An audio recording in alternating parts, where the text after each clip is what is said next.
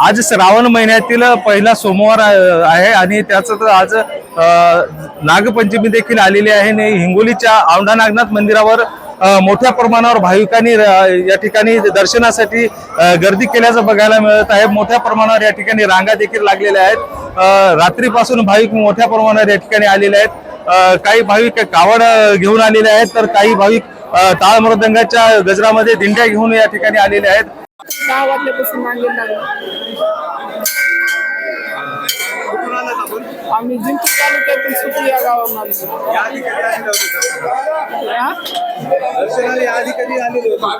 याआधी आम्ही हर नागपंचमीला दर्शनाला येतो। किती बी तास लागले तरी दर्शन घेतल्याशिवाय जात नाही।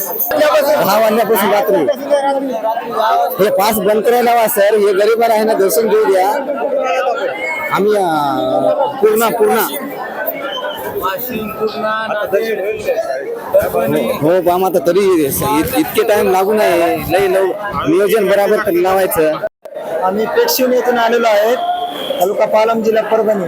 रात्री ठीक 10 वाजता आलेलो आहेत आम्ही औंढा नागनाथ इथे। रात्री 11 वाजता बारीला लागलेलो आहे।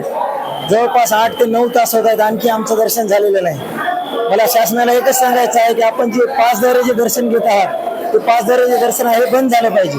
कारण आम्ही जवळपास 80-90 किलोमीटर येऊन आम्ही रात्रभर 1 मिनिटही आमच्या डोळ्याला झोप नाही, तरी पण आम्ही रात्रभर बारीला थांबून आमचं 9-9 तास दर्शन होत नाही। हे शासनाला एकच सांगायचं, तुमचं जे 5 दरवाजे दर्शन आहे ते 5 दरवाजे दर्शन बंद झालं पाहिजे। शासनाला आमची एकच विनंती आहे। धन्यवाद।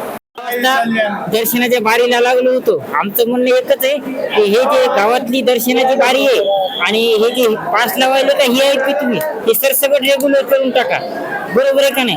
म्हणजे लेट तकलीफ झाली हो इथं दर्शनाला बारीत मध्ये लागल्या हो, सांगता इच्छित नाही समजा, बरोबर आहे का नाही? रात्री 10 वाजता 10 वाजल्यापासून आम्ही कशी दम काढायला आमचं आम्हालाच माहिती। मी जवळच आलेलो आहे भाई, 8 किलोमीटर माझं गाव आहे टाकळगाव म्हणून, तालुका औंढा आहे, जिल्हा हिंगोली, बरोबर आहे का नाही? रात्री 1 वाजता दरम्यान शासकीय महापूजेनंतर या ठिकाणी भाविकांसाठी मंदिर खुलं दर्शनासाठी खुलं करण्यात आलेलं आहे आणि मोठ्या प्रमाणावर भाविक या ठिकाणी आज दर्शन घेण्यासाठी येणार आहेत। लाखोच्या संख्येने या ठिकाणी भाविक येणार आहेत आणि त्याच अनुषंगाने या ठिकाणी पोलीस प्रशासनाकडून चोख बंदोबस्त ठेवण्यात आलेला आहे। त्याचबरोबर आरोग्याच्या सुविधा देखील या ठिकाणी ठेवण्यात आलेल्या आहेत। भाविकांची कुठल्याही प्रमाणात गैरसोय होऊ नये यासाठी संपूर्ण प्रशासन या ठिकाणी सज्ज झालेलं आहे। एकंदरीतच 3 ठिकाणावरून या ठिकाणी दर्शनासाठी रांगा लागल्याचं देखील बघायला मिळत आहे। बंब मुलेच्या गजरामध्ये या ठिकाणी भाविक सध्या गजर करताना देखील बघायला मिळत आहेत। गजानन पवार, LS मराठी, हिंगोली।